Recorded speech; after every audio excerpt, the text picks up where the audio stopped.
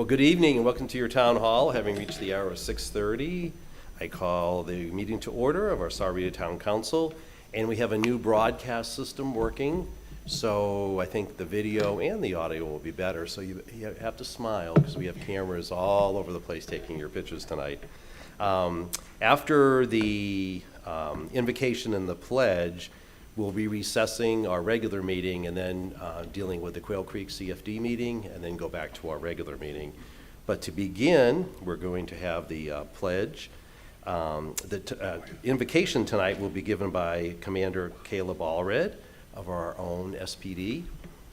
Is Caleb here? Oh, there he is. And then our pledge, we're so happy to have this many students attending our meeting. The pledge will be led by Chloe Scott, a 6th grade student, Parker Scott, an 8th grade student, Joseph Nielsen, a 5th grade student, Laura Nielsen, a 2nd grade student, Sam Matthews, a 2nd grade student, and Noah Matthews, a 6th grade student, all attending the Liberty Youth Academy. So at this time, Caleb?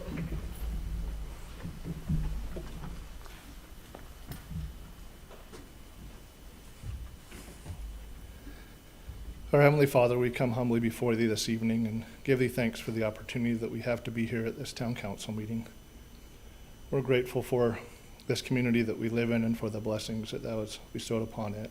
And we pray that this evening we will have Thy Spirit here in this meeting and that Thou will guide and direct the mayor and vice mayor and council members as they listen to the presentations before them and as they make decisions that will impact the growth and the development of our town, that they will make correct decisions and that they will have the inspiration that they need.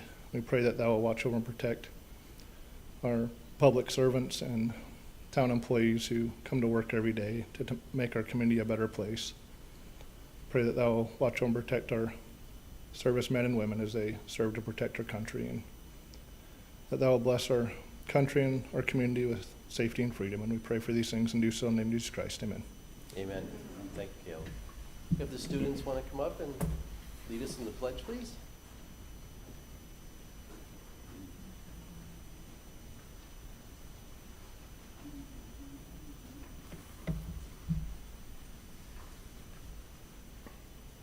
Please rise and join me in the Pledge of Allegiance. I pledge allegiance to the flag of the United States of America and to the republic for which it stands, one nation, under God, indivisible, with liberty and justice for all. Thank you. Great job. Thanks for being here, Caleb. Mayor, I just wanted to point out that the Liberty students signed the Pledge of Allegiance while they were over there. Oh, But very nice. You weren't able to see it. So I didn't. It was really wonderful. Nice job, guys. Thank you.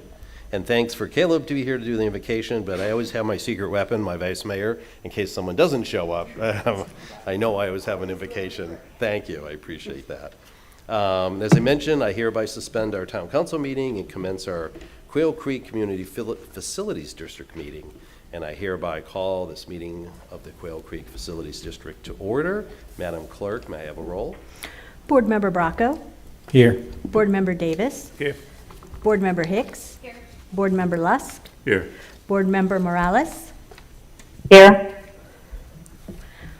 Vice Chairperson Egbert. Here. Chairperson Murphy. Here. Quorum present. Thank you. Item number 3 is the call to the public.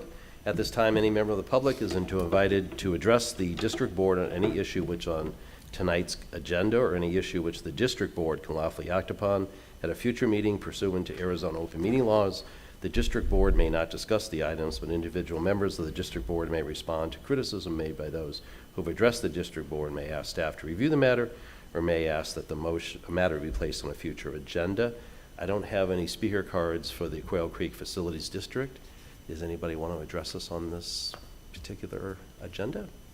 Seeing no movement, I will declare the called public closed and move to item number 4, which is our consent agenda, and entertain a motion at this time. So moved. Second. All in favor signify by aye. Aye. Aye. Any opposed? Consent agenda is approved. Having no more further business, we're adjourned from the Quail Creek, don't everybody leave, the Quail Creek Facilities District. And now we'll return to our regular meeting, and Madam Clerk, at this time, I'll entertain a roll call. Councilmember Bracco. Here. Councilmember Davis. Here. Councilmember Hicks. Here. Councilmember Lusk. Here. Councilmember Morales. Here. Vice Mayor Egbert. Here. Mayor Murphy.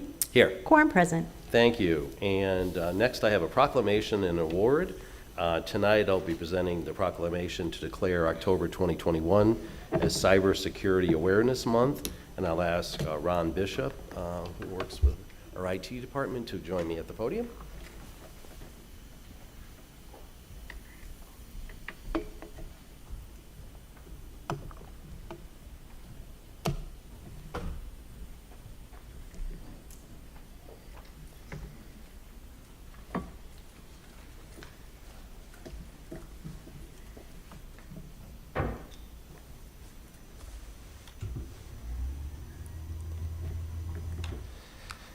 I think this is as long as my town speech was on Friday.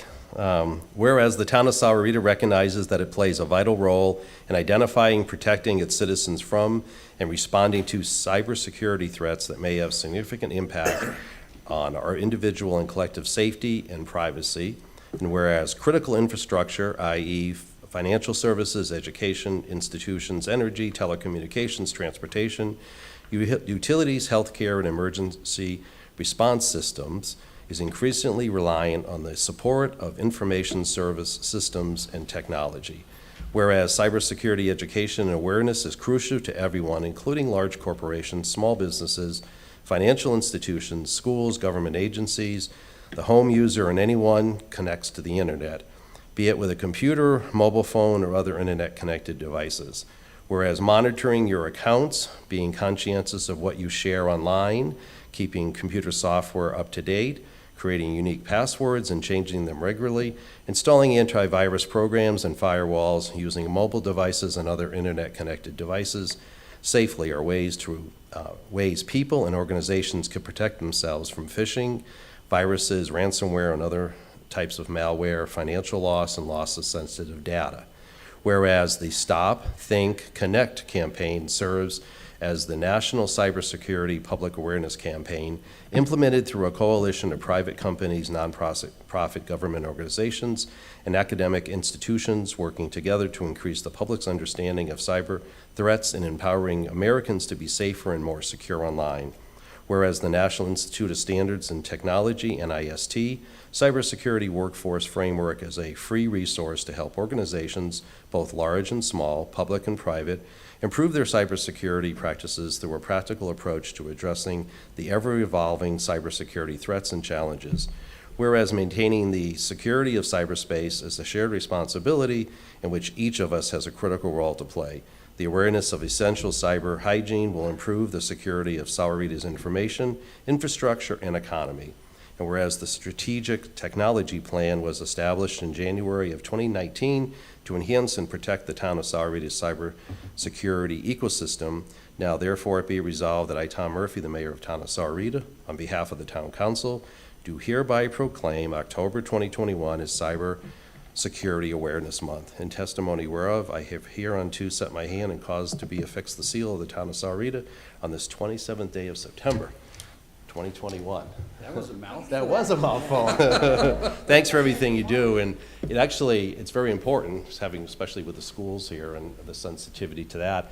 And I've been at the town, I'll get messages from my council members, I hear you're in trouble, you need gift cards. So they'll call me and I'm like, no, I'm not in trouble, but you can send me gift cards, that's okay.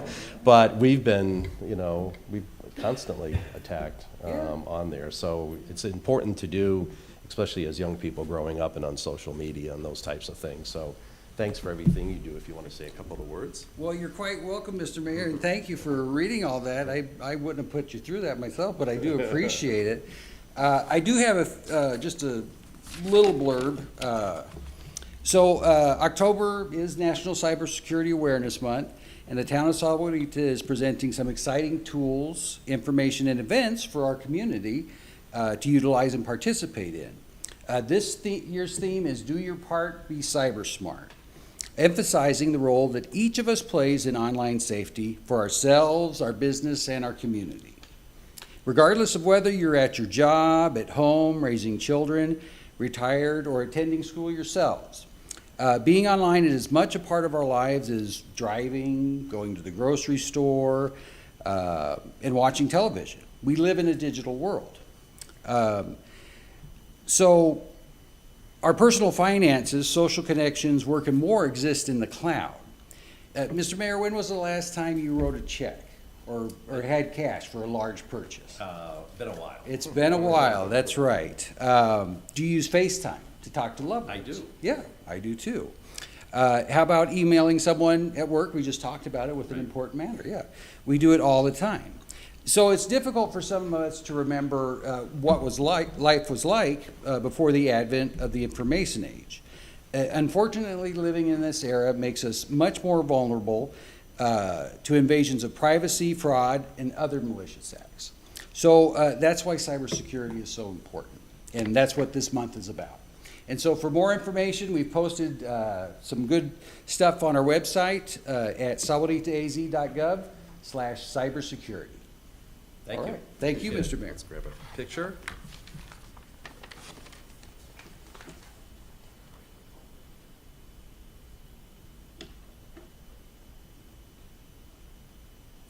Thank you. Okay, thank you.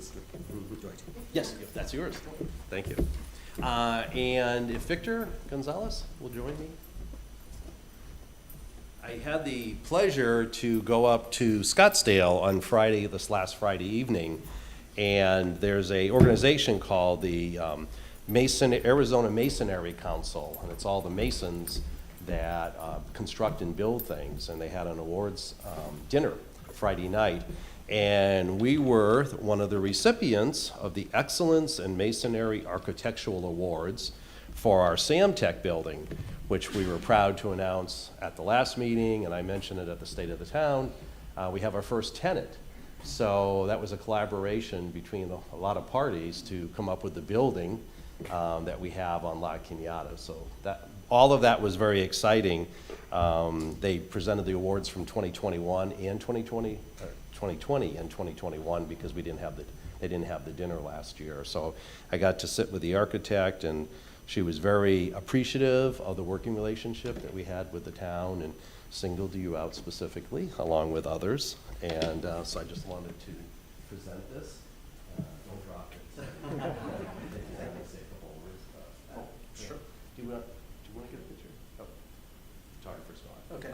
We can get one after. We'll make it up after. Thank you, Mr. Mayor, members of the council. Once again, I just appreciate your support throughout this project, Samtech.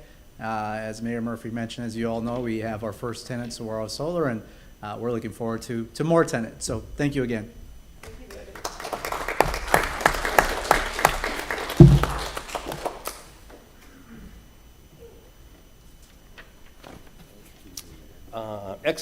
Next was item number 6, which is approve the agenda. I'll entertain a motion at this time. So moved. Second. All those in favor signify by aye. Aye. Any opposed? Motion carries. Consent agenda approved. And next is item number 7, which is called to the public. At any time, any member of the public is invited to address the town council on any issue which is on tonight's consent agenda or any issue which the town council can lawfully act upon at a future meeting. Pursuant to Arizona open meeting laws, the council may not discuss the items, but individual members of the council may respond to criticism made by those who have addressed the council, may ask staff to review the matter, or may ask the matter be placed on a future agenda item.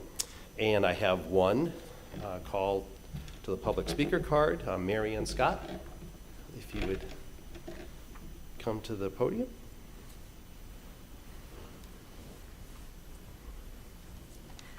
Before I actually start, I just wanted to say that I love that my kids got to come and participate in the Pledge of Allegiance, and that they're able to learn that a government, an organized government, and a republic, democratic nation can help a society prosper.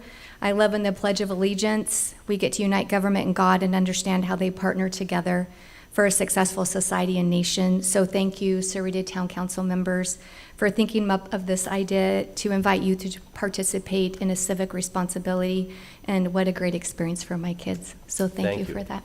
You're welcome back anytime to say And I nice think words like I that. think the school's coming back as much as they can, because they have Okay. lots of students that are so excited to come and do this, but also practice their sign language, so. Yes. Anyway, I think it's cool.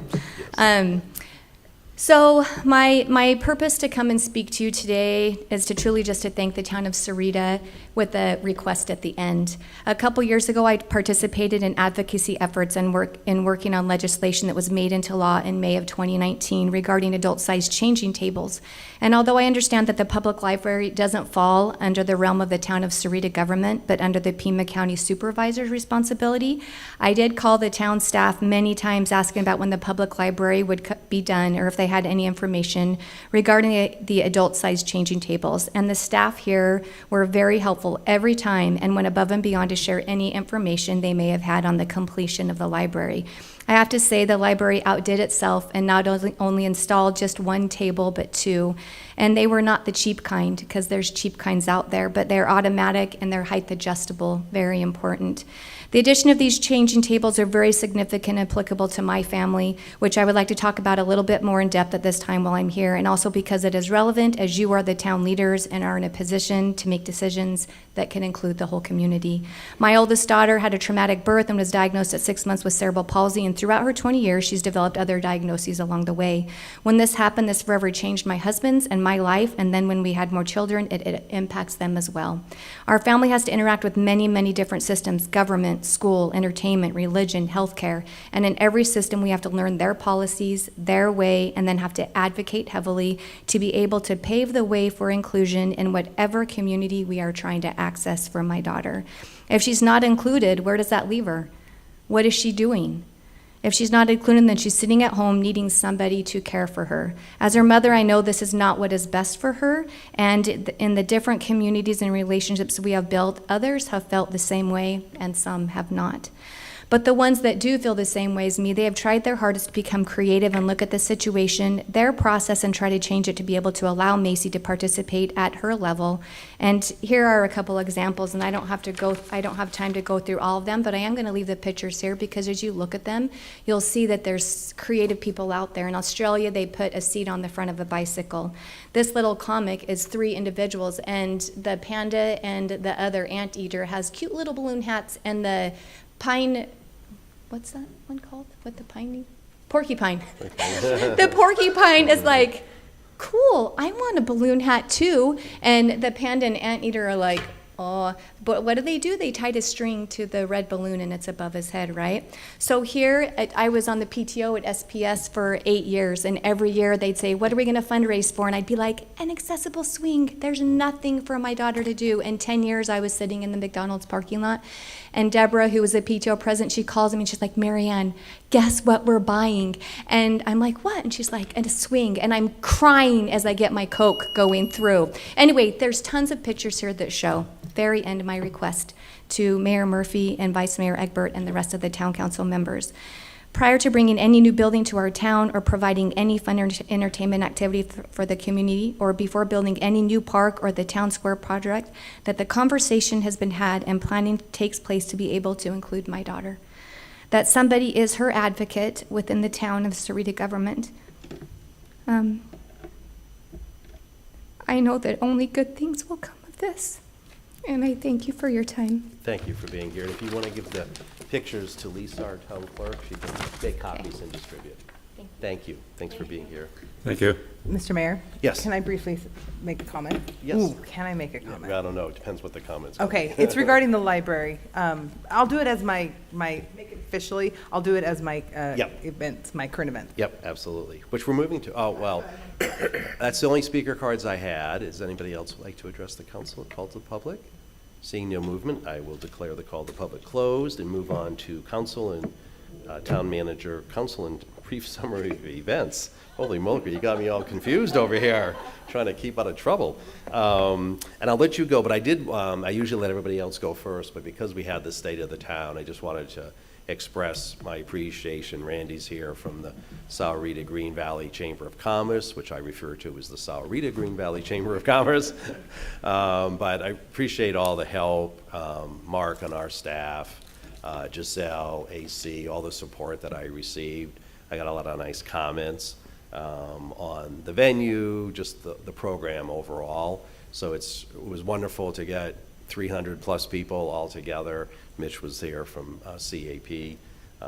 So I just, really wanted to express my gratitude and my thanks for all the support over the years. It was our 27th celebration since the incorporation of our town, which is hard to believe. I've been here for 18 of those, and I know a lot of other folks have been here a long time. So I'll leave it at that. And then, Vice Mayor, did you want to make a comment? Just briefly, I wanted to share the experience when we were able to tour the library. We'd seen all the beautiful things, like if you haven't been inside the new library, it's incredible. The benches, the chairs, the kids' room is amazing. The new greatest thing, Yep. that one. Anyway, at the very end, I was heading out, and I was like, oh, and I went up to the director that's in charge of Pima County Libraries. I said, did they get the adult changing table in the restrooms? And she's like, I haven't checked. And the two of us went into one of those restrooms that's set aside, and when we saw it, we got teary-eyed, and we don't have children that need that. But we knew that that was life-changing for so many families in Sarita. And I quickly took pictures and actually texted them to Marianne, because I know that her and the community that affects are very, very grateful to have some place in the community that allows them to be able to take care of their children in a more pleasing way for their family. So that's it. Thank you. Thank you. Before I forget, Debbie, did you want to have any comments before I go to the people that are in attendance? No, I'm fine, thank you. Okay. Simon? Bill? Gil? No. Okay. AC, before I forget.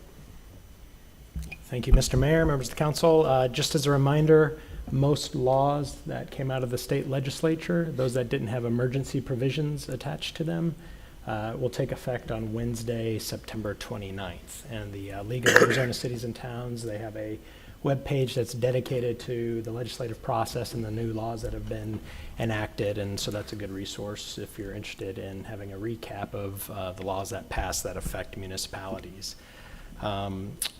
For special events, we've got our spectacular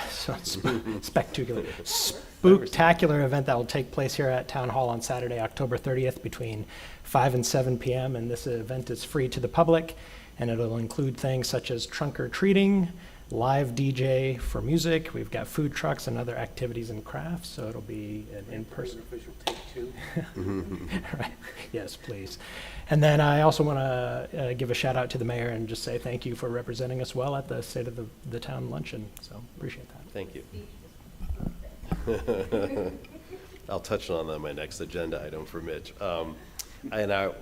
We have two scheduled meetings for October, the 11th and the 25th, but we're not going to have one on the 11th, but we will be having one on the 25th, if you'd like to come back and join us. Next, item 9 is the consent agenda. Do I have a motion to accept? So moved. Second. Any discussion? All those in favor signify by aye. Aye. Any opposed? Consent agenda is approved. Madam Clerk, will you please read item number 10?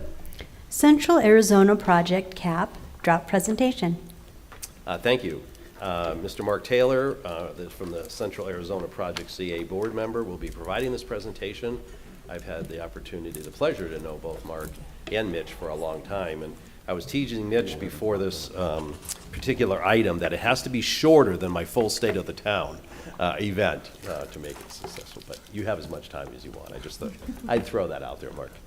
Well, thank you, Mr. Mayor. And can everybody hear me? Yes. Okay, great. And I'm assuming my presentation comes up here. Yep. As it's working its way up. Yeah, my name is Mark Taylor. I'm Vice President and of the CAP Board. Mitch Bashevsky is here also. He's Communication Coordinator with both Pima and Pinal counties. And so it's great to have you here today, and great to have some of the kids too still here. Because I think it's an important part, this really important thing we want to talk about is what's happening with water. As we all know, there's been a lot in the papers, and there's a reason for it. And it's just not in Arizona. These papers are across the whole West and through even New York and the East United States, because it is big news. And the Colorado River, as we know, affects 40 million people and a massive amount of agriculture. It feeds all the United States. So what's happening right now is important. And it's kind of an opportunity here to really talk about it, talk about what I'd say is, see if I'm hitting the right side of this thing. There we go. I want to talk about the Colorado River Basin System, how it works. I want to talk about what's going on with the shortage that we've been hearing so much in the news about, and then what's next? What are we doing about it? And if you'd like, I am totally fine if we want to ask questions throughout the presentation. Sometimes it's easier rather than waiting to the end. And so if you have questions, I guess we don't have raised hands. We can have real hands now. No, yeah, we have real hands. Yeah, I'm so used to the digital world. So with that, there we go. I don't have a pointer, but it's pretty easy to see what's happening here. The main thing to think about when you read what's going on, remember, we're talking about upper basin states and lower basin states. We have 7 states that we're dealing with that are providing water to the Colorado River or taking water off of it. We're in the lower basin states, so I'm always going to be talking about where are we in this whole process and how it affects town of Sahuarita and how it affects Arizona as a whole. And one thing you got to really remember is CAP provides 40% of the water for all of Arizona. Everything that we use. It dramatically affects Arizona as a whole. Even though town of Sahuarita isn't taking it directly yet, actually this is the first year you're getting GSF water into FICO, you still use it with CAGRD. You still as a backup for providing assured water supply for all your homes. So we're very directly connected in what's going on with CAP. Can you enunciate CAGRD for the audience, what that stands for? Central Arizona Water Conservation District. And it's actually a portion, it's actually part of, I know it's kind of, we call CAP, Central Arizona Project. We also go by CAWCD, Central Arizona Water Conservation District. And then CAGRD is a subset. It's the board oversees both the CAP canal, which we actually operate, and CAGRD is Central Arizona Water Groundwater Conservation District, which essentially is a backup for the assured water supply. We will take water, we'll put it in the ground and recharge it in the AMA, so you can pull groundwater out of the ground at that same amount, almost acre foot per acre foot, and then you will have an assured water supply. So that is part of the CAP board, is the CAGRD. So that's kind of like a secondary portion of what we do. But what we have is the upper basin states, you can see is Wyoming, Colorado, New Mexico, and Utah. And that's where most of our water comes from. It comes from snow melt in that upper basin states. So when you think of, it's really, everybody says, oh my gosh, we had a really very wet weather, this last year. It's been great, everything's so green. That really doesn't affect what we're dealing with. But 40% of the water coming in is all based upon snow melt and runoff in the upper basin. Then it comes down in the lower basin, which is Arizona, Nevada, and California. And that's where we are. And we're more of the recipients of it. But back in 1922, they made a decision. They said, well, we think we get about 15 million acre feet of water. We're going to give half of it to the upper basin states and half to the lower. So we've been allocated 7.5 million acre feet. Unfortunately, when they made that allocations, it was very, very wet times. And the river was producing more than that at that time. Now it's producing much less. And we found out we've over-allocated the river. And in addition to that, 1944 through the, I don't know if it's on this slide, but 1944 we allocated 1.5 million acre feet to Mexico with the Mexican treaty. So now we've allocated quite a bit more. We're at 16.5 million acre feet, plus we have over 1 million acre feet of losses in the river and Lake Mead and Lake Powell. So we are definitely over allocated. One thing I really want to talk about is allocations and priorities, because when there's a shortage in the river, which is to be expected, it's been allocated, plus over allocated, plus we're running into very dry times. There's no doubt we have a climate change issue and we're producing less water in the river, even back in those days. So with that, we have over-allocated the river. There are going to be shortages. We have now run into our first tier 1 shortage this year, and people will lose water. And the priority system is what sets who lose water. So we always want to think about priorities. And even though you can see in the lower left, Arizona was allocated 2.8 million acre feet, California 4.4, and Nevada 0.3, there's different priorities for those waters. And when there's a shortage, unfortunately, Arizona is the first one to lose their water, their allocation. That happened many years ago when we were trying to get the funds to build the CAP project. It's a $4 billion project. And in order to get the $4 billion allocated through the federal government and through the Bureau of Reclamation to build it, it was, how do you say, stalled or halted by California Congress for many, many years, probably about 10 years. They were using the majority of the water. They really didn't want us to use all that water. So finally, an agreement was made, and the agreement was made that we would be allowed, we would get that $4 billion, we would build the CAP canal. But the agreement was we'd have lowest priority in the river. And so that is why and I don't think anybody believed back then that you truly would have a shortage of this magnitude, but it did happen. And so when it comes to lower basin states, when there's a shortage, Arizona will be shorted first. And we've been working on that. We've made some changes to that with the Drought Contingency Plan, which we'll talk about. But it is, I always want to think about priorities on that river. Since we have so many smart people leaving California and coming here, do we get any of that allocation with them You think for it coming should here? come with, yes, that's one of our points. Person per person. You know, how do you determine whether there's a shortage or not? And you have to really look at, our system is really made up of two major reservoirs. There's tons of smaller reservoirs all the way through the 7 basin states. But the ones you really want to look at is Lake Mead and Lake Powell. I don't know if they are kind of labeled on this, but think of the right one is Lake Powell, the left one is Lake Mead. Lake Mead is the controlling reservoir for the lower basin states. And we look at the levels of those elevations of those two major rivers, those two major storage systems.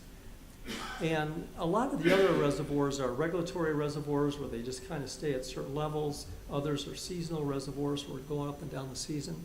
But these two are the ones you really look at the levels. And these are the long-term changes that you're going to see. Back in 2000, they were both full, or essentially full. Now we're down to about 33% full on these reservoirs. Over the last 20 years, I think we lost about 150-foot elevation in Lake Mead over the last 20 years. That's that structural deficit. That's because we're using more water than nature provides, and we've been pulling down these two major reservoirs to the point where it's critical. Lake Mead is where you're always going to be looking at the elevation that determine if there's a shortage. And those are numbers we just kind of learn by heart. We know that at elevation 1075, that's been a number we've been learning about and reading about forever this last 10 years, hoping we don't get below 1075. Because the minute that elevation gets below 1075, we go into tier 1 shortage. Well, we're there. And we hit it. We're going to hit it this year. At the end of December 31st of this year, we're going to be below it. I think probably about 7-8 feet, somewhere in there. And más o menos. And that will put us in the tier 1 shortage. The tier 1 shortage is dramatic. Where we have 2.8 million acre feet allocated to Arizona, some of it is used on the river. Okay, about 1.2 million acre feet is used on the river. About 1.68 million acre feet is transported by the CAP canal into central Arizona. That's what we essentially use. And I'm going to go back to priorities.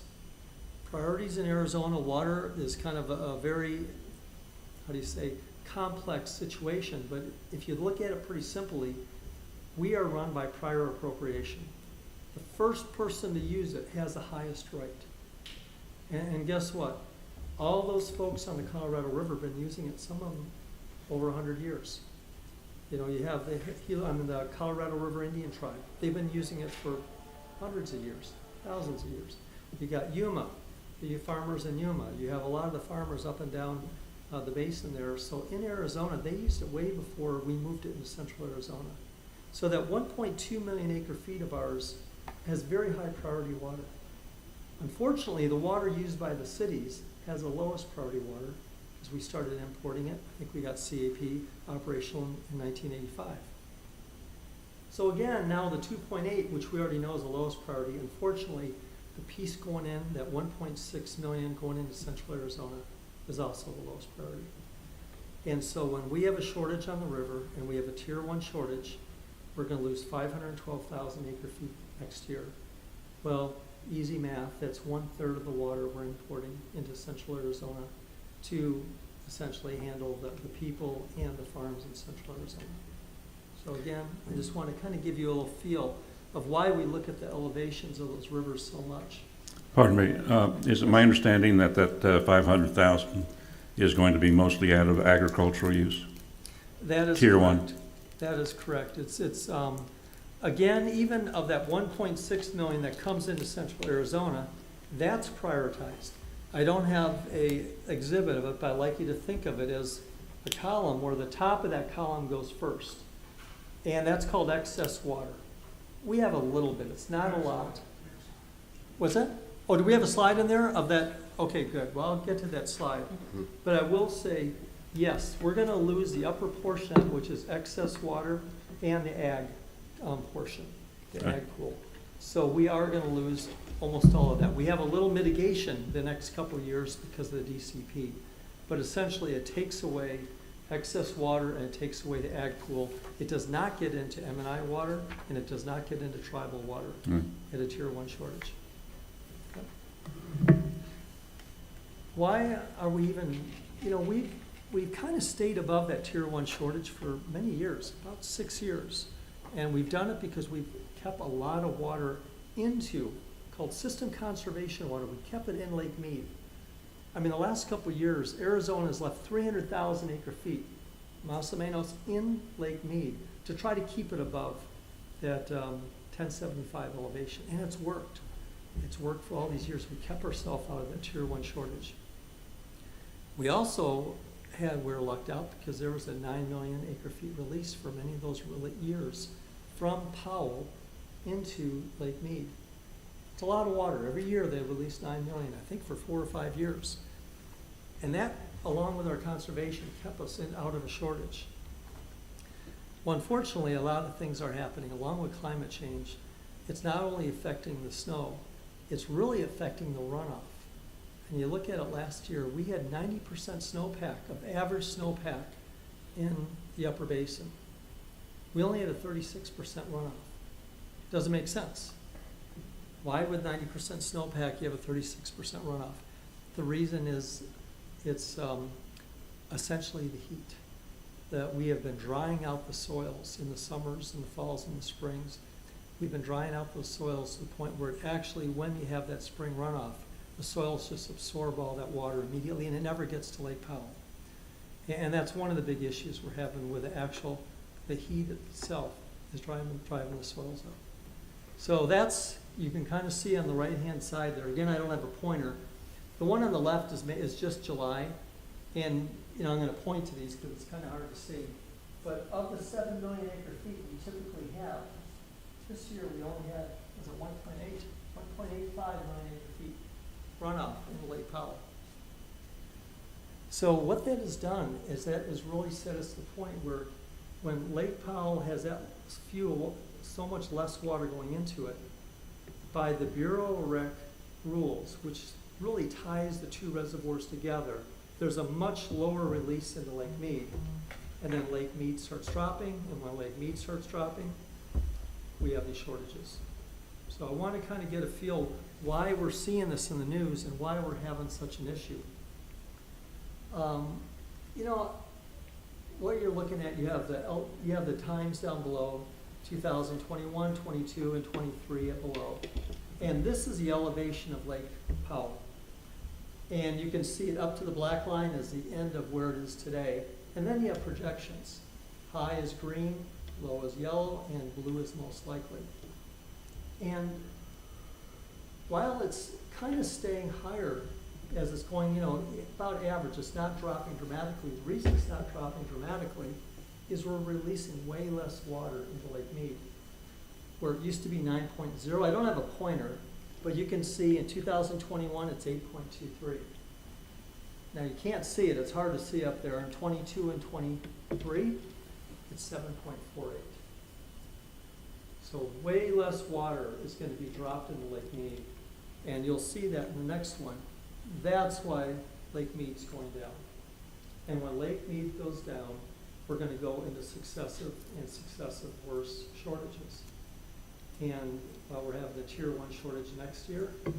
Again, it's hard to tell without a pointer, but tier 1 shortage is that upper kind of, I don't know, I guess it's a yellow line.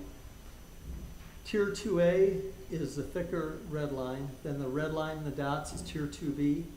And then going all the way down there, which is tier 3, is that blue line near the bottom. And again, you look at the blue most average, you can see that, yes, we're in a tier 1 shortage. We could possibly be in a tier 2A shortage in 2022, and very likely, I mean, 2A, and now we could very likely be in a 2B shortage in 23, which is successfully more and more losses to Arizona. I know it's not the best news, but it is what it is. And with this, we already talked about the elevations on the right. You can see those elevations, 1075, 1050, 1045, and 1025. Those are all elevations on when these shortages are allocated. So what does that mean? Well, you've got some big dots there. You can see this is how much we lose. And again, remember, we have 1.6 million acre feet is what we import from Central Arizona. And does everybody know what acre feet, essentially what it is? An acre foot of water is an acre of land, 210 feet by 210 feet, 1 foot deep of water. So when we talk about large quantities of water, we talk about acre feet. And to get a little feel for it, 3 families will use up about an acre foot per year, 3 homes. So every time we have an acre foot, that's about three families. So the blue dot under Arizona, as we said, that's a tier 1 shortage, 512,000 acre feet. We go to a tier 2A, 592,000, tier 2B, 640, and tier 3 is 720. So now you're starting to get, 720 is almost half of our allocation. That will get into M&I and municipal industrial, and it will get into the higher tribal allocations. Not a lot. Tier 3, I think you lose about 14% of those allocations, but it does get into those allocations. So. Pardon me, do you think that the plans that are underway in 2025 to reallocate, do you think California is going to be willing to give up any of their water, which is totally protected by agreement? I mean, we're on the short end of the stick, in effect. You would think so. And you would think when you already have an agreement that essentially the agreement was, we'd lose all our water before they lose any, that there'd be no reason. Why would they want to compromise? Well, we went through this with the Drought Contingency Plan, and we spent probably 5 years or more essentially with the agencies working on, can there be a shared loss? Not everybody, only Arizona takes 100% of the loss. And without a pointer, it's hard to see, but you can see over there, look under the 200,000 for a tier 2B and 350,000 loss for tier 3 for California. That was never there before.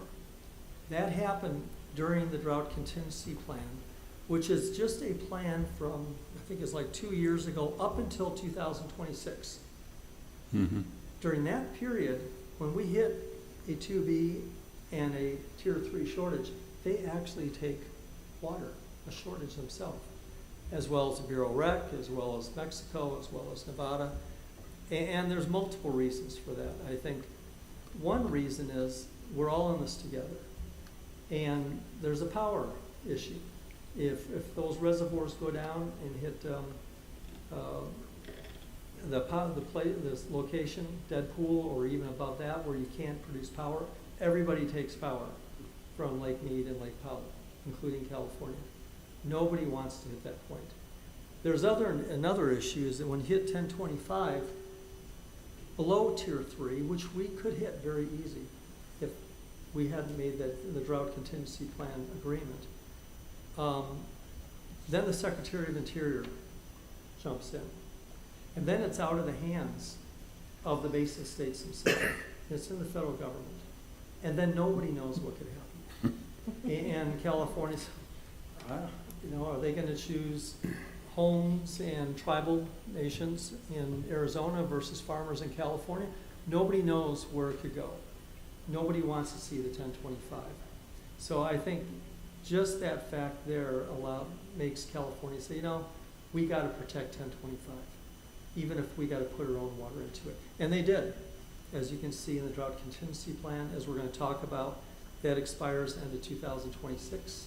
We're going in reconsultation for the next 20 years. And I think those are the same issues are still out there. So yes, there are reasons why California wants to be part of the solution.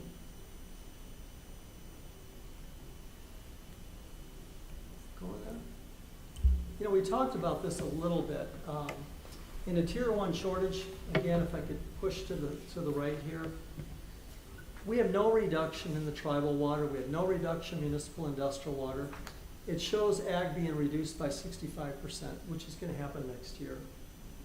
But under a Tier 1 shortage, they'd be reduced by 100%. The only reason it's 65% next year is because of the Drought Contingency Plan. And we had a system in there, because the ag did give up water, we changed priorities around where we essentially mitigated some of the ag, about 35% of the ag. So this year, or this coming year, they are going to get some water. I don't remember the exact number, 105,000 acre feet. That's how much they're going to get. But after that, after next year, that's it for ag. Ag in central Arizona is going to have to go to either fallowing or to building new wells, which they have been building new wells. And that was part of the compensation, was money to build new wells. They're primarily in Pinal County, but they will be using groundwater. Other excess water is up there in the upper right. That upper excess was primarily used by the CAGRD. Remember, the entity that we oversee that provides water, they will lose that water.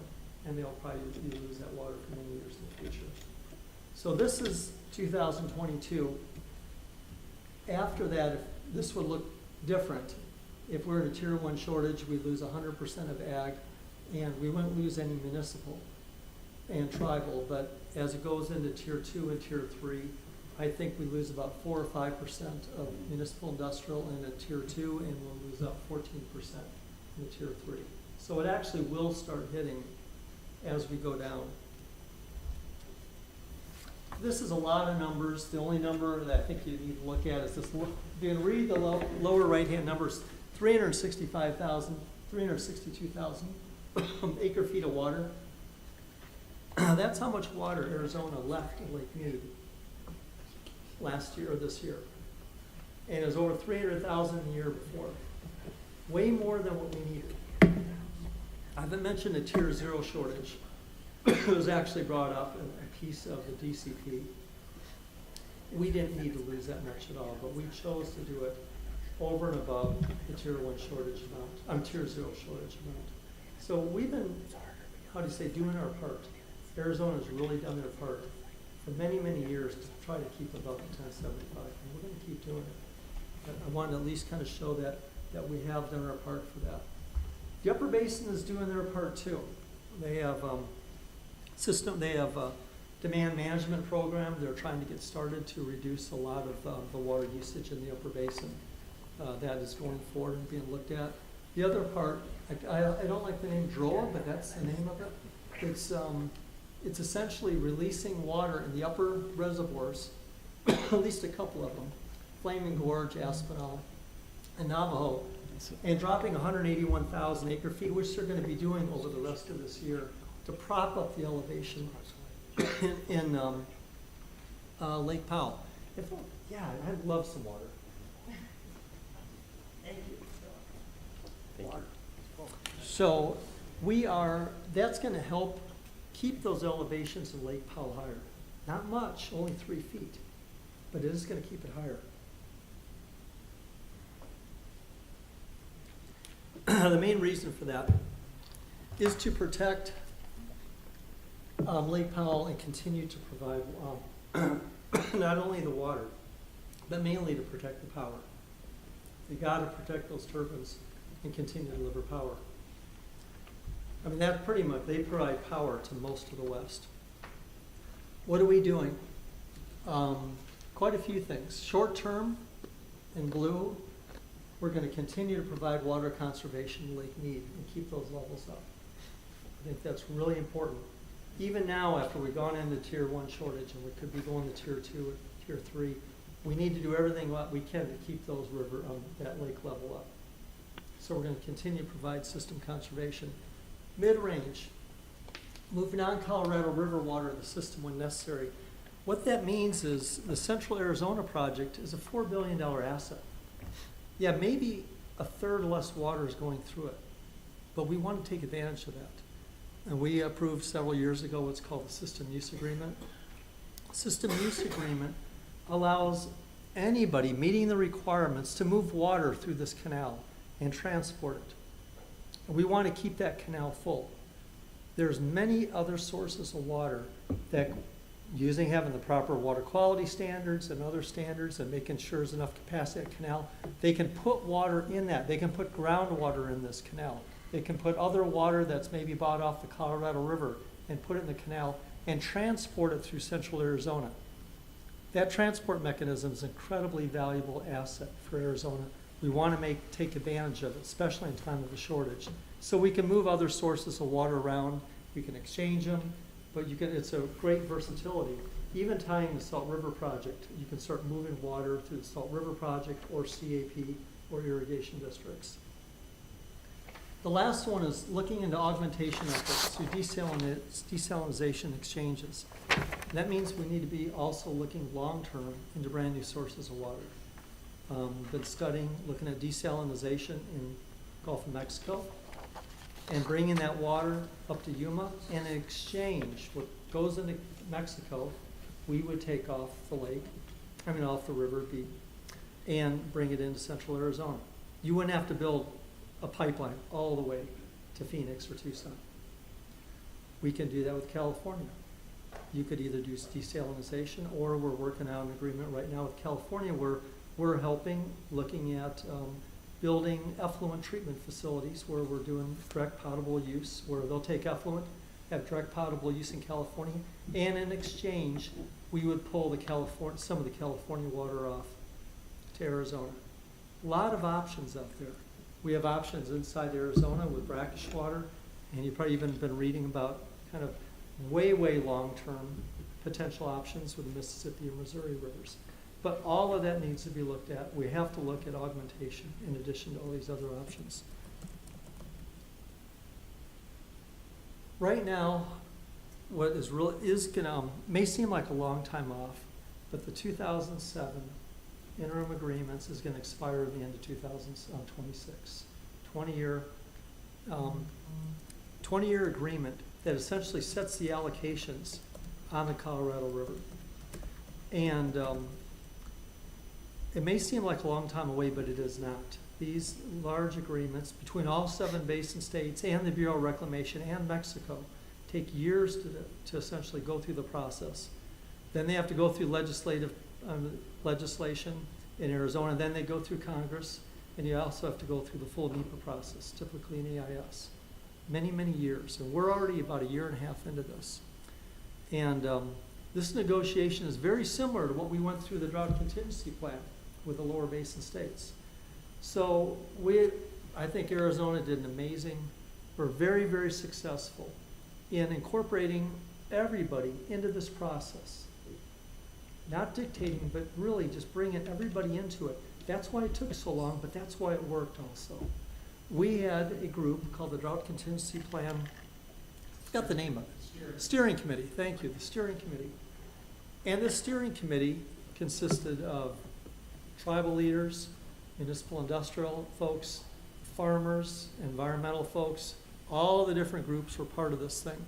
We're using that same group here to start looking at what do we need to do through this process with making this agreement with the upper basin states and the other basin states. Same people, generally. And they are in here to essentially gauge Arizona, to come up with ideas so everybody's, ideas and thoughts and issues are part of this process. That's called the ARC Committee. The ARC Committee is down on the bottom, then we have technical working groups, which are many times more of the technical folks. We have a picked out, chosen Arizona strategy team that actually takes all these ideas from the technical working group at ARC, turns them into strategy, and they meet with the basin states. And on the end, the Bureau essentially takes all of these ideas and puts everybody together. So with it, as we talked about, this whole process pretty much needs to be done by the beginning of 2025. Then we'll actually turn it into some agreements to get it halfway through and bring it to the Bureau of Rec by the end of 2025. That means we may have to go through legislative process. And then 2026, it has to go through Congress and finish off the whole NEPA process. So it's a long process, and we're probably going to use most of it. I only have 2 more slides and we'll finish up here, but I want to at least kind of talk about what's happening here in Sahuarita and how we tie into all this. And we have to remember, Sahuarita, I think you have, 6 private water companies in the town of Sahuarita. All of them are tied to CAGRD, and all of them get your assured water supply through CAGRD, all directly tied to us. I think, 5 are certificated and 1's designated, but they are tied to CAGRD. And obviously, I think you're bringing about 10,000 acre feet in this year for the new groundwater savings facility for FICO, which is great. Now we're actually bringing some wet water into this region. So I think that's really important. We want to make sure you bring in wet water as well as having CAGRD to prop up your assured water supply. But I think those you probably know about, I'm sure you live that, but that's a huge success for this valley to start bringing in some wet water. And with that, I just want to finish off. Everything we talked about today is on the website. We have websites here and some really great, especially CAP News and the main website. You can find out everything we talked about today. We can keep you up to speed on what's going on with all the ARC committees, the reconsultation process, and what's happening with the shortage and who's going to be, how that water will be reallocated. So anyway, that's a great source of information. I think I went longer than you, Mayor. No, I was timing. It was only 1 minute longer than I was. Oh, is that right? Okay, good. Mr. Mayor? Yes. A couple of questions. Yep. The water coming into FICO and the community water system over in Green Valley, that's all M&I water, isn't it? It is. It's 10,000 acre feet. I believe 2/3 of it comes from FMI, and about 1/3 of it comes from Tucson Water. Now, I didn't hear if you said M&I or FMI. M&I, that's correct. Both of them are municipal industrial.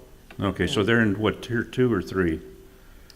You will not have a loss. Well, you may have a very small loss in tier 2, about 4 or 5%, and there'll be about a 14% loss, more or less, depending. I'm just throwing that out numbers, generally where it's looking for a tier 3. Question about the tribal lands. I know that, I'm not sure if it's a treaty or if it's just a process that's been agreed to, but there is an understanding, I believe, that the tribes are to receive support in terms of piping and water distribution into the tribal lands. Is that not correct? Every agreement is different. So when they have, essentially, when the tribes may have an agreement with the federal government, everyone is a little different. Most of them, obviously almost all of them that have been approved so far, these settlements included water. Quite a few of them included money for infrastructure, and a lot of them included money for O&M. Every settlement is different, and not all the tribes have even settled yet. I don't know the exact number. I think only maybe about 2/3 of all the tribes in Arizona has actually settled, and several more are still going through the settlement agreements. Yeah, I know that Pima is well into the court process, but in terms of the tribal lands, is there any group that is actually working to codify and bring to one set of rules and regulations about the tribal lands? Because I'm sure each of them has a separate treaty or separate agreements that with the federals. But it just seems like if we're going down a pathway of water usage, we should be working toward, with the tribal lands, to try and come to some agreements there. You know, the tribal lands and the tribal water, I think it's about 50%, more or less, of the allocated water for Arizona, along with the tribal entities. And they all have generally the same, priorities. That tribal priority is all about the same. Mm-hmm. But the amount that each of those tribes have is dramatically different. Quite a few tribes have none, and some tribes have an awful lot. Right. And so they're all different. They're all based upon settlement. It's all done by the federal government. And our job is to respect those tribal settlements. And our job from the CAP standpoint is to make sure the X amount of water gets to the tribes that have that water coming that year. But we really don't deal too much with the settlements itself, other than making sure that we deliver in accordance with those settlements. Sure. Thank you. I don't know if that answered your question, but It helps my understanding. yeah. Thanks again, Mark and Mitch, for being here. With new developments potentially coming on board, we have a couple of specific plans. One is a growth of an original one area. Another one's new.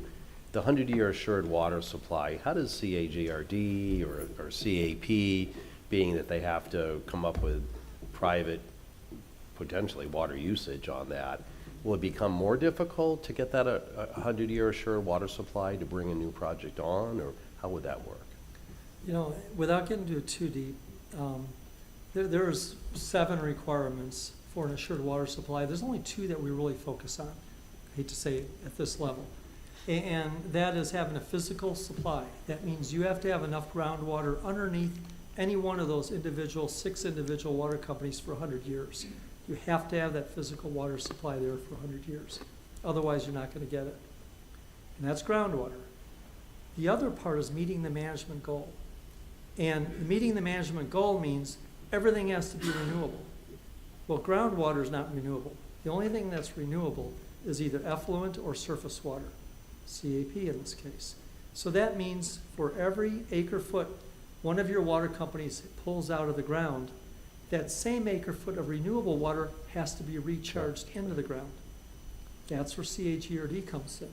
If those water companies, your 6 water companies, doesn't have an allocation or ability to get CAP water, renewable water into the ground, they essentially enroll in CAGRD. And what we do for a fee, about, I think it's $750 an acre foot, more or less, every acre foot of groundwater one of your water companies pulls out of the ground, we will recharge that same volume into the ground that within the next 3 years. We'll make sure that happens. That allows these water companies to meet the assured water supply regulations. And our job is to make sure that we have either enough wet water that we can recharge or long-term storage credits that can offset what your water companies pull out of the ground. That's what we do. Right now, we have about 25 years of water already, either long-term storage credits or wet water that we can recharge in that AMA. And I forgot to mention, we have to do it within the AMA, in the Tucson AMA. AMA is, which I know. Yeah, the active management area. So you are in the Tucson AMA. Right. That means if you take out, I think you guys are using about 2,500 acre feet of water for your future allocation. That's what the 6 water companies will be using. When they pull out 2,500 acre feet per year, we have to put in 2,500 acre feet. And our job is to make sure that we always have those supplies available to do that for 100 years and beyond. But at some point, it's going to cross over, correct? Where you're not going to be able to, I would assume, have enough acre feet to recharge. Am I wrong? That is our job, to find that water. Okay. And a lot of our water sources are long-term sources. We just have an allocation forever of certain type of sources. We have regular CAP contracts, we have NIA contracts, which aren't as, as regular as the CAP contracts. And we have a lot of, we have different leases, Indian leases, and we go out there and buy long-term storage credits. But there's no doubt the prices are gonna go up, Right, that's, because when you have a shortage, we have less and less water out there, the cost goes up. and that So- gets passed through to the user, correct? That's correct, yeah. Safety. Arizona Corporation Commission allows anything that, the water companies, we charge the water companies, that gets passed on to the customer. Right. That's correct. Thanks. That's all I have. Sammy, do you have anything? No? Melissa?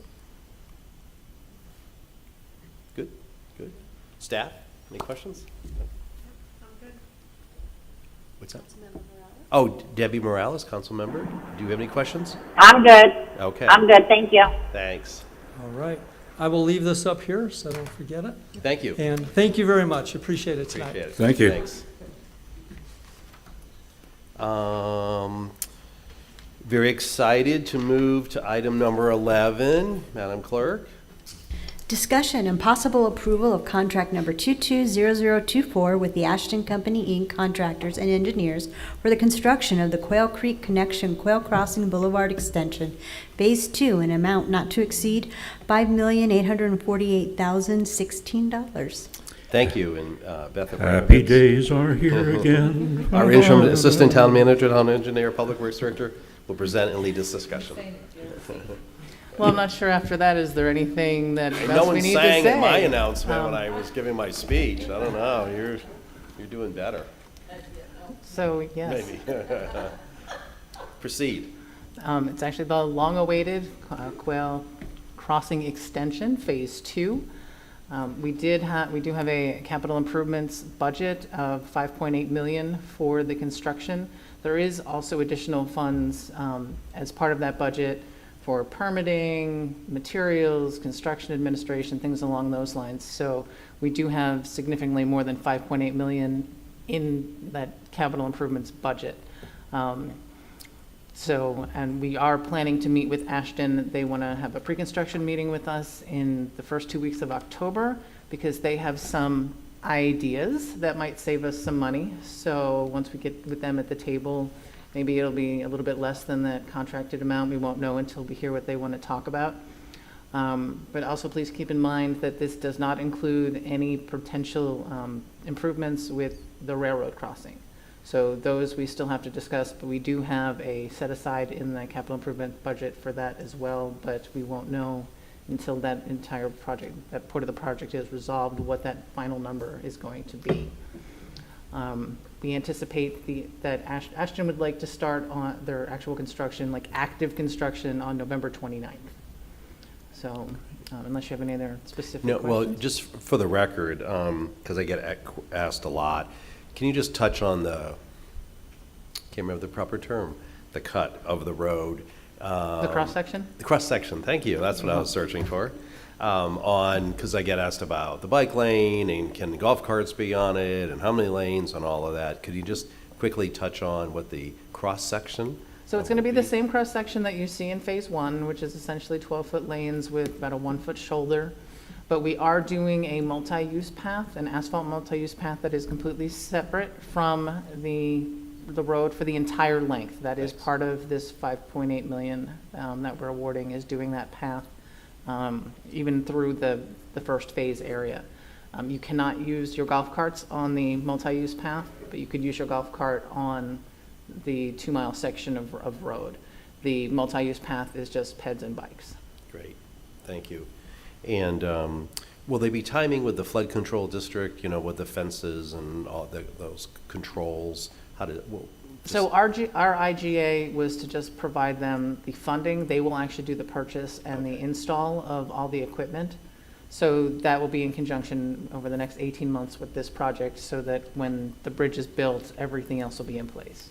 Can we just make sure they put that stuff on order early, because I know With materials. getting simple things, has been really difficult. Yeah. And I'd hate to have it stop for that, so thanks. Any questions for Beth? In terms of the railroad, I'm assuming that might happen in '23, after our fiscal year '23, if we don't by then, Yes. what they want, or what they're going to let us do. That's why we're doing the traffic signal doesn't have to be in until the very end anyway. Yeah. And we have to tie that traffic signal in with with the railroad crossing so that they can preempt the signal so that people aren't trying to cross the tracks and or stopping on the tracks. And that's kind of the big thing that snowballed all of this, is that we're close enough that we're required with that signal to tie it into the railroad tracks. Yeah. And we're about, it's about 18 months for construction, so we have about 18 months to work that out, which we got what is hopefully our last round of comments from them last week. And so hopefully we'll have everything kind of negotiated out, and then it's just a matter of who pays for what. So. Well, Mr. Mayor, it's been a long decade. Yes. But I do want to thank the town and the staff and all the people who've been involved in this project, bringing it to close to closure. Many people may not see the economic value of that little 2-mile road, but it is going to be a significant value. And so thank you very much for following through on this, all of you, and the council, of course. Mr. Mayor? Yes. I move to approve contract number 220024. Second. Any further discussion? Thanks for your hard work. Appreciate it. All in favor, signify by aye. Aye. Aye. Any opposed? Please proceed. Next, Madam Clerk, item number 12. Discussion and possible direction to staff regarding the recruitment process for the town manager position. Thank you. And Ms. Silva is our Human Resources Director. How many months now, Jessica? Almost 12. Almost 12. Okay. So welcome, and she'll be presenting this item and then get some feedback from council on how we proceed. Yes. Good evening, Mr. Mayor, members of the council. As you know, we soon have to recruit for a new town manager, and you asked to learn what your options are so that you can make a decision on how we move forward. Now, AC does have another 5 minutes if you'd like to change his mind. Okay, he's silent. Please proceed. So for the last town manager recruitment, we utilized the League of Arizona Cities and Towns. They managed the recruitment process for us and provided council with a short list, and then the final candidates were interviewed here. They no longer provide that service, so we effectively have two options. Right. The town human resources department can manage the recruitment, or we can utilize an executive search firm. So I'm going to go over a sample timeline and process for each of these two options to give you a little bit more information. So if town human resources were to manage the recruitment, we would take about 1 to 3 weeks to develop the recruitment process and selection committees, determine the personal and professional requisites of the candidates that council is looking for. We would decide on a number of interviews, whether or not we were going to have a skills assessment, and then we would have to create the ad or flyer that we would use to post the job. Then between 4 and 6 weeks, we would open the recruitment. Ideally, we would want to keep it open for 30 to 45 days because it is such a high profile position. We would post on regional or national job sites, or both, depending on council's preference. I have listed the websites that we would use. We would post on the league, or the Arizona League, then we would utilize the National League. There is a place called Strategic Government Resources that specializes in government jobs and executives. ICMA, SHRM, ACMA, you can't post separately. Anything posted with ICMA comes from there as well. We would post on the town's website, LinkedIn, Indeed, and townandcitymanagerjobs.com. There's actually a town and city managers dot. There is. We .com. just discovered that. Jeez, didn't know that. While the jobs are posted, we would continue the process of development, figuring out what interview questions we want to use, refining assessments, and the like. Then we would close the recruitment, and we would take 2 to 3 weeks to pre-screen applicants to make sure that they're qualified, to make sure they meet council's preferences for requisites. And then a committee would meet to narrow the candidate list. Depending on the number of interview rounds that council would like to use, the top candidates would be selected for initial interviews if you want more than one, and then we would schedule that. it would take a few weeks if you wanted to do in person to give them time to travel and make accommodations. Could also do them via Zoom or Microsoft Teams or some other sort of video platform. It would reduce costs and Right. make it a lot faster. After those interviews, we would rank the candidates and then conduct reference checks and candidate assessments, and then choose the final candidates, reduce it to a manageable number, ideally between 3 and 7, I'm sorry. Then we would have final interviews. We could do a community open house so that the candidates could come and meet members of the community, key players, and business partners with the towns. Then we would rank them, and then council could make a job offer and enter into contract negotiations. The entire process on the low end would take about 4 months. On the high end, probably 6. That accounts for holidays and travel time because we're in the busy season now for everyone. If you wanted to utilize, estimated employee time for this would be between 80 and 150 hours, depending on the number of interviews you want to do, depending on the number of candidates that apply. It would take us some time to develop the brochure, determine what we want in there. The total cost would be employee time and salaries, plus about $2,200 a month for the job posting, utilizing those websites listed. There would be a cost for travel reimbursements, and then council can determine, most likely in contract negotiations, whether or not they would provide relocation assistance, depending on where your preferred candidate comes from.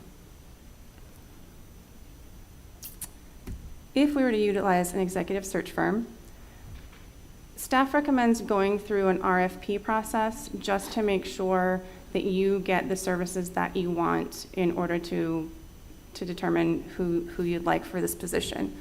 So the RFP would open, the committee would be formed, procurement would receive those proposals, then the committee would meet and rank the proposals, and then we would award the bid.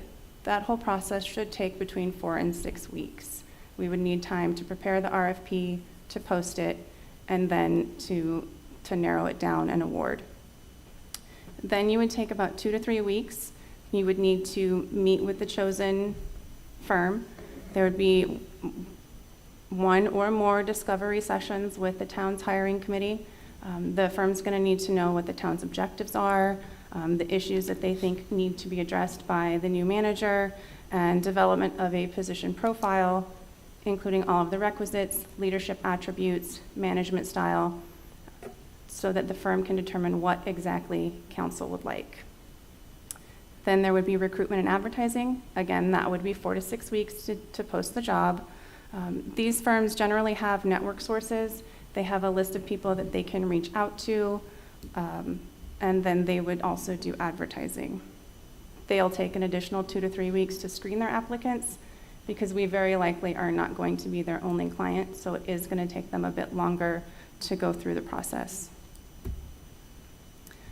Then in 2 to 5 weeks, the hiring committee will review a shortlist and select the semifinal candidates. If you wanted to do the interviews, 2 to 3 weeks to allow for travel if done in person. Sometimes these firms will do the first round of interviews for you so that you don't have to go through all of the semifinal interviews, and you can just focus on the short list that they finally provide. Then there would be a final candidate selection. The executive search firm would conduct all of the reference checks. Then they would schedule the interviews. 1 to 3 weeks later, you have the final interviews, and the successful candidate is chosen, offer is made, and you enter into contract negotiations. The cost for this is considerably higher. In general, the fee is going to be 25% of the selected candidate's starting salary.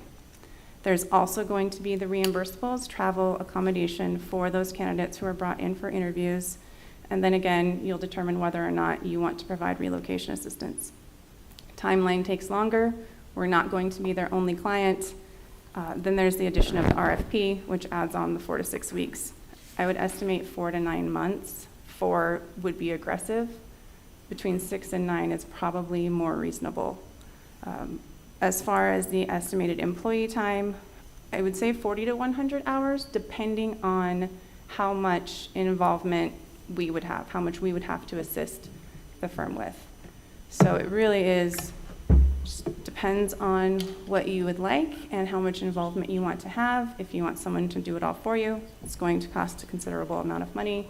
If you want town staff to do it, it's going to be a lot cheaper. So it just depends on your preference. Mr. Mayor? Yes. May I? Yep. If I were a teenager looking for parents to adopt me, I think I'd want to do the interview myself. I don't think I'd want somebody to represent my point of view as to what kind of a child I was going to be, which leads me to say that I'm a strong believer in doing the job locally. If we go to the client, what we're going to do is go through two processes instead of one. One, a long process to select the firm, and then two, a long process for the firm to actually do our work. And that, to me, it's going to get us further and further away from a candidate that might suit us best for the time that we have ahead of us. And I'm hoping, we haven't really discussed this before, but I don't know if it's going to be possible or not, but I would really hope that the attorney position, which is going to be out there, that the new town manager would somehow be able to participate in that process. I just don't know that that's a long process, and I'm not sure that'll work, but it certainly would be a beneficial that if that were to somehow work out. But I really think, search firms, I'm sorry, just don't fit, I don't believe, in terms of what we're looking for here. That's just my personal opinion, of course. Mr. Mayor? Yes. AC, you're on the hook until this happens. What's your preference? Let's see, there's a 4 or 6 month process and a 6 to 9 month Well, process. no, Let me guess. but there's, there is a difference in trying to do it organically and trying to do it with people that already have a network established.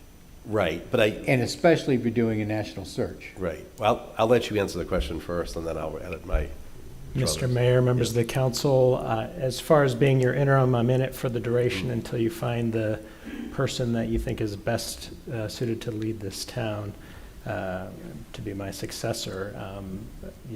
Don't settle. So what would be your? Well, I'm the finance guy, so I'd probably go with the low-cost option, I think. Yeah, but you get what you pay for. Can I interrupt? Can I reframe that question? AC, do you believe that town staff has the skill set to do this internally? Mr. Mayor, members of the council, I do believe that to be the case. And in listening to Jessica's presentation, I agree with Councilmember Lusk. And part of it is that, we'd have to do the RFP, so that takes a while. And then we have to educate this executive search firm everything that our staff already knows about our desires, our vision, how we work, and all those types of things. And I thought the products that were put together previously for the attorney were very good. We probably had being new, probably had a couple lessons learned, through that process. And I always saw it as we're really buying, an expensive search list, basically. It's what we're paying for. But having all of those listing on the bottom of the screen of all these organizations that already are out there, I think we would do just fine doing it ourselves, personally.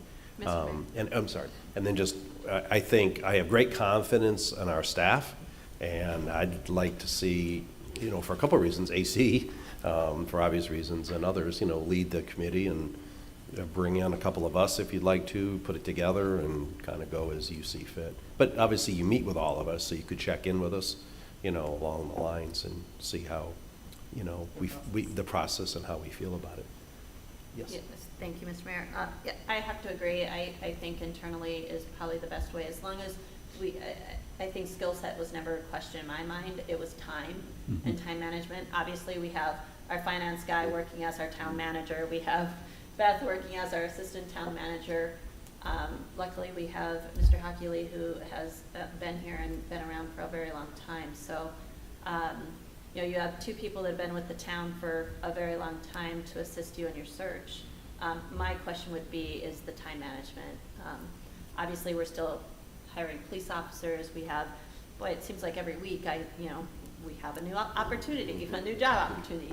So that would just be my only concern, would be time management of it, because you know, it's a big job and it's a big task. So as long as you guys, I mean, again, as the mayor said, I would hope that you would, you know, between AC and Dan and yourself and whoever else we decide, I think that you certainly have the resources and the staff to be able to do it. It's just if they have the time to do it, so.